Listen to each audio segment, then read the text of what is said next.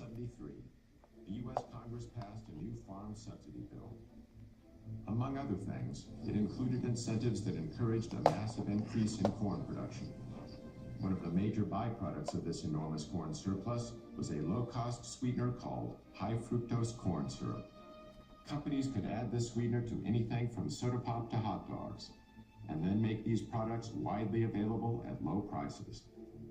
Processed sugars and other refined foods are far more calorie-dense than the whole plants they're made from. The dramatic increase in their use is a major reason why our food has become richer. To evolutionary psychologist and author Dr. Doug Lisle, the consumption of unnaturally dense foods is the main cause for the epidemic of obesity in America. It isn't that people become more self-indulgent. It isn't because they're lazier than they ever were. What's happening is that their mechanisms of satiation are being fooled. The process starts with a range of receptors in our stomachs that help us gauge how much food we've eaten. These include stretch receptors to help measure the sheer volume of food in our stomachs. We also have density receptors to help determine the caloric density, or what we more commonly call the richness of our food.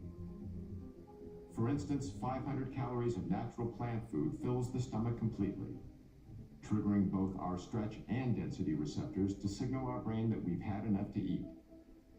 But 500 calories of unnaturally rich or processed food fills the stomach far less, deceiving these receptors into telling our brain that we need to eat more. Even worse is 500 calories of oil, which is almost pure fat, and barely triggers any response at all. The problem with weight management in humans is that if you make these foods completely artificial, which we do today, you wind up with a problem that people have to overeat just to be satisfied. Enough said, folks. If you haven't seen Forks Over Knives, it's based off of the China Study, a book by Dr. T. Colin Campbell, and he actually has a new book out, Whole, which I cannot wait to read. So check it out. Bye.